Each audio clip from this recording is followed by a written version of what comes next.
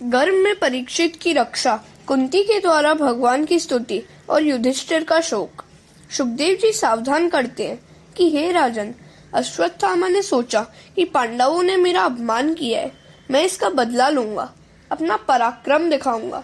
उत्तरा के पेट में गर्भ है और वह पांडवों का उत्तराधिकारी है। उसका नाश होने पर पांडवों के वंश का नाश होगा। यह सोचकर उसने उस गर्भ पर ब्रह्मास्त्र छोड़ा। उत्तरा व्याकुल हुई है। हरि स्मरण, हरि आश्रय लेते हैं तो भगवान मार्ग दिखाते हैं। ईश्वर स्मरण बार बार किया जाए तो भाव शुद्ध होते हैं। ब्रह्मास्त्र उत्तरा के शरीर को जलाने लगा। उत्तरा दौड़ती हुई श्री कृष्ण के पास आई है। श्री कृष्ण उत्तरा के गर्भ में जाकर परीक्षित का रक्षण करते हैं। जीव मात्र परीक्षित है, सबकी गर्भ में कौन रक्षा करता है? जीव मात्र का रक्षण गर्भ में ईश्वर करता है। बाहर आने पर भी जीव मात्र की रक्षा भगवान ही करता है। जीव मात्र परीक्षित जैसे है, भगवान उत्तरा के गर्भ वाले परीक्षित का रक्षण करते हैं। उतना ही नहीं, वे तो जीव मात्र का रक्षण करते हैं। गर्भ में तो जीवात्मा हाथ जोड़कर भगवान को सतत नमन करता है और बाहर आने के बाद दोनों हाथ छूट जाने से उसका नमन भी छूट जाता है। प्रभु को वह भूल जाता है। गर्भावस्था में जीव की रक्षा परमात्मा करता है। बाल्यावस्था में भी जीवन की रक्षा परमात्मा ही करता है। यह तो युवावस्था में मानव होश भूलता है और अकड़कर चलता है और कहता है कि धर्म को नहीं मानता, ईश्वर को नहीं मानता। द्रौपदी ने उत्तरा को सीख दी थी कि जीवन में दुख का प्रसंग आने पर ठाकुर जी के चरणों का आश्रय लेना, दुख के प्रसंग के समय श्री कृष्ण की शरण में जाना। कन्हैया दयामय है, वह तेरी अवश्य सहायता करेगा। अपने दुख की कथा द्वारिकानाथ के सिवा अन्य किसी से मत कहो। उत्तरा ने देखा था कि अपनी सास जी रोज द्वारिकानाथ को रिझाती है। बालक जल्द अनुकरण करता है, उसके सामने कभी पाप न करो। उत्तरा रक्षा के लिए पांडवों के पास नहीं किंतु परमात्मा के पास गई। माता के पेट में ही परीक्षित को परमात्मा के दर्शन हुए थे, अतः वे उत्तम श्रोता है। भगवान किसी के गर्भ में नहीं जाते। परमात्मा की लीला अप्राकृत है। देवकी के पेट में प्रभु नहीं गए थे। देवकी को भ्रांति कराया था कि वे पेट में गए थे, किंतु आज जरूरत आ पड़ी थी। आज भक्त की रक्षा करनी थी, सो परमात्मा ने गर्भ में जाकर रक्षा की। परम आश्चर्य हुआ है। श्री कृष्ण ने सुदर्शन चक्र से ब्रह्मास्त्र का निवारण किया। परीक्षित की रक्षा करने के बाद वे द्वारिका पधारने को तैयार हुए। कुंती मर्यादा भक्ति है, साधन भक्ति है। यशोदा पुष्टि भक्ति है।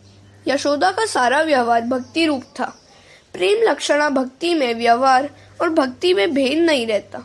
वैष्णव की सारी क्रियाएं भक्ति ही बन जाती हैं। प्रथम मर्यादा भक्ति आती है, उसके बाद पुष्टि भक्ति। मर्यादा भक्ति साधन है, सो वह आरंभ में आती है। पुष्टि भक्ति साध्य है, अतः वह अंत में आती है। भागवत में 9वें स्कंद तक साधन भक्ति का वर्णन है। 10वें स्कंद में साध्य भक्ति का वर्णन है। साध्य भक्ति प्रभु को बांधती है, पुष्टि भक्ति प्रभु को बांधेगी। उसकी कथा भागवत के अंत में आती है। हर एक व्यवहार को भक्ति रूप बनाए सो पुष्टि भक्ति है। भक्ति मार्ग में भगवत वियोग सहन नहीं होता। भक्ति में भगवान का विरह सहन नहीं होता। वैष्णव वह है जो प्रभु के विरह में जलता है। द्वारिकानाथ द्वारिका जाने को तैयार हुए। कुंती का दिल भर आया। उनकी अभिलाषा है कि 24 घंटे में श्री कृष्ण को निहारा करूं। मेरे श्री कृष्ण मुझसे कहीं दूर न जाए। जिस मार्ग से भगवान का रथ जाने वाला था, वही कुंती आई और हाथ जोड़कर रास्ते में खड़ी हो गई। प्रभु ने दारुक सारथी से कहा कि रथ रोको और कुंती से कहा कि फूफी जी, आप मार्ग में क्यों खड़ी है? वे रथ से नीचे उतरे। कुंती जी ने वंदन किया। वंदन से प्रभु बंधन में आते हैं। वंदन के समय अपने सारे पापों को याद करो। हृदय दीन और नम्र होगा। सूत जी वर्णन करते हैं, नियम तो ऐसा है कि रोज भगवान कुंती जी को वंदन करते हैं, किंतु आज कुंती भगवान को वंदन कर रही है। भगवान ने कहा कि यहाँ आप क्या कर रही हैं? मैं तो तुम्हारा भतीजा हूँ, तुम मुझे प्रणाम करो, यह शोभास्पद नहीं है। किंतु कुंती कहती है कि मैं आज तक आपको अपना भतीजा मानती थी, किंतु आज समझ में आ गया है कि आप ईश्वर हैं। योगी जन आपका ही ध्यान करते हैं। आप सबके पिता हैं। कुंती की भक्ति दास्य मिश्रित थी, वात्सल्य भक्ति है। हनुमान जी की भक्ति दास्य भक्ति है। दास्य भक्ति के आचार्य हनुमान जी हैं। दास्य भाव से हृदय दीन बनता है। अपने स्वामी को देखने की हिम्मत मुझ में नहीं है, मैं तो उनका दास हूँ। दास्य भक्ति अधिकारी महात्मा को प्राप्त होती है। दास्य भक्ति में दृष्टि चरणों में स्थिर करनी होती है। बिना भाव के भक्ति सिद्ध नहीं हो सकती। ईश्वर के साथ कुछ भी संबंध जुड़ना चाहिए। मर्यादा भक्ति से दास्य भाव मुख्य है। कुंती वात्सल्य भाव से श्री कृष्ण का मुख निहारती है। मेरे भाई का पुत्र, यही वात्सल्य भाव हुआ। मेरे भगवान है, यह भी दास्य भाव ही है। चरण दर्शन से तृप्ति नहीं हुई सो मुख देख रही है। कुंती भगवान की स्तुति करती है। जिनकी नाभि से ब्रह्मा का जन्म स्थान कमल प्रकट हुआ है, जिन्होंने कमलों की माला धारण की है, जिनके नेत्र कमल के समान विशाल और कोमल है और जिनके चरणों में कमल चिन्ह है, ऐसे हे श्री कृष्ण आपको बार बार वंदन। भगवान की स्तुति रोज रोज 3 बार करो, सुबह में, दोपहर में और रात को सोने से पहले। इसके अलावा सुख, दुख और अंतकाल में भी स्तुति करो। अर्जुन दुख में स्तुति करता है, कुंती सुख में स्तुति करती है और भीष्म अंतकाल में स्तुति करते हैं। सुखावसाने दुखावसाने देहावसाने स्तुति करो। हरे कृष्ण। कुंती द्वारा श्री कृष्ण की स्तुति। कुंती कहती है, प्रभु ने हमें सुखी किया है, हमें कैसे कैसे संकटों से उबारा। भगवान के उपकारों का वे स्मरण कर रही हैं। वे भगवान के उपकारों को भूली नहीं है। मैं विधवा हुई तब मेरी संतान नन्ही सी थी, उस समय भी आपने ही मेरी रक्षा की थी। सामान्य मनुष्य अति सुख में भगवान को भूल जाता है। जीव मात्र पर भगवान अनेक उपकार करते हैं, किंतु वह सब कुछ भूल जाता है। परमात्मा के उपकार भूलने नहीं चाहिए। हम सब बीमारी से अच्छे होते हैं तो अमुक औषधि से बीमारी टली, ऐसा मानते हैं। डॉक्टर ने हमें बचाया है, ऐसा मानते हैं, किंतु भगवान ने नहीं बचाया है, ऐसा नहीं मानते। भगवान का उपकार नहीं मानते हैं। विचार करो कि डॉक्टर की दवाई और इंजेक्शन में बचाने की शक्ति कुछ है भी क्या? ना, बचाने वाला तो कोई और ही है। डॉक्टर के पास जो बचाने की शक्ति होती तो उसके घर से कभी अंतिम यात्रा निकलती ही नहीं। बिना जल के नदी की शोभा नहीं है। प्राण के बिना शरीर नहीं शोभा देता।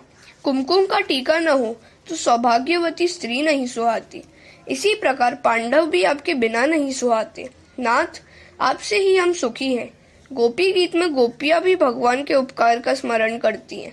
गोपियां कहती हैं, यमुना जी के विषय में जल से होने वाली मृत्यु से, अजगर के रूप में खा जाने वाले अघासुर से, इंद्र की वर्षा, आंधी, बिजली, दवा नल आदि से आपने हमारी रक्षा की।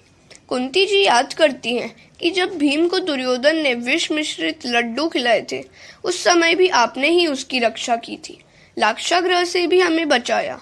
आपके उपकार अनंत है, उसका बदला हम कभी नहीं चुका सकते। मेरी द्रौपदी को दुशासन सभा में खींच लाया। उस समय दुर्योधन ने कहा कि द्रौपदी अब अपनी दासी है, उसे निर्वस्त्र करो।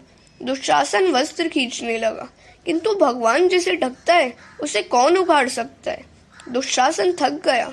लोग भी आश्चर्य में डूब गए। सब सोचने लगे, सारी बीच नारी है कि नारी बीच सारी है, सारी की ही नारी है कि नारी की ही सारी है।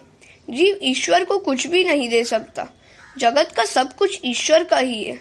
भगवान कहते हैं कि मेरा है, वही मुझे देने में क्या बड़ी बात हुई। रोज 3 बार भगवान की प्रार्थना करो कि हे नाथ, मैं आपका हूँ, मुझ पर आपके अनंत उपकार हैं। कुंती कहती है कि आपके उपकार का बदला मैं किस तरह चुकाऊंगी। मैं आपको बार बार वंदन करती हूँ। नाथ, हमारा त्याग ना करो। आप द्वारिका जा रहे हैं, किंतु एक वरदान मांगने की मेरी इच्छा है। वरदान देकर आप चाहे चले जाइए। कुंती सा वर कभी दुनिया में आज तक किसी ने नहीं मांगा, नहीं है और मांगेगा भी नहीं। हे जगत गुरु, हमारे जीवन में प्रति क्षण विपदा आती रहे, क्योंकि विपदावस्था में ही निश्चित रूप से आपके दर्शन होते रहते हैं और आपके होने पर जन्म मृत्यु के फेरे टल जाते हैं। दुख में ही मनुष्य को सयानापन आता है। दुख में ही प्रभु के पास जाने का मन होता है। विपत्ति में ही उनका स्मरण होता है। सो विपत्ति ही सच्ची संपत्ति है। मनुष्य में प्रभु के बिना चैन आता है, क्योंकि वह भक्ति रस को समझता नहीं है। कुंती मांगती है कि बड़ी भारी विपत्तियां आती रहे, ऐसा वरदान दीजिए। श्री कृष्ण कहते हैं कि क्या मांगती हो तुम?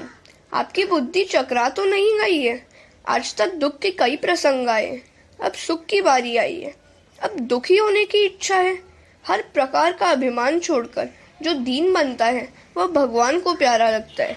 कुंती दीन बनी है। नाथ, मैं जो मांग रही हूँ वही ठीक है। दुख ही मेरा गुरु है। दुख में मनुष्य सयाना बनता है। दुख से जीव परमात्मा के चरणों में जाने की इच्छा रखता है। जिस दुख में नारायण का स्मरण हो वह तो सुख है, उसे दुख कैसे कहे? विपत्ति में आपका स्मरण होता है, सो उसे मैं संपत्ति मानती हूँ। हनुमान जी ने रामचंद्र जी से कहा था कि आपके ध्यान में सीता जी तन्मय है, इसी से मैं कहता हूँ कि सीता जी आनंद में हुए। कह हनुमंत विपत्ति प्रभु सोई, जब तब सुविरन भजन न होई।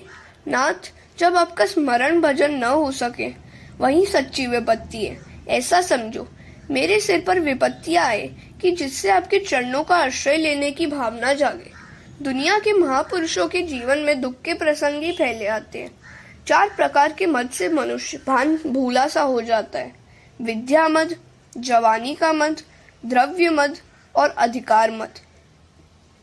इन 4 प्रकार के मदों के कारण जीव भगवान को भूल जाता है। अपने रोते हुए बालक को ताली बजाकर शांत रखने का प्रयत्न करता हुआ प्रोफेसर उस समय यह भूल जाता है कि वह एक बड़ा विद्वान प्रोफेसर है, किंतु उसी प्रोफेसर को प्रभु कीर्तन के समय ताली बजाने में लज्जा होती है। पढ़े लिखे लोगों को भजन कीर्तन में लज्जा आए तो उससे बड़ा पाप कौन सा होगा? भगवान ने कहा है कि इन 4 प्रकार के मद से जीवन उन्मत्त बनता है और मेरा अपमान करता है। ऐसे मद वालों की जीभ को कीर्तन के समय पाप पकड़े रखता है। पाप उससे कहता है कि तू बोलेगा तो मुझे बाहर निकलना पड़ेगा।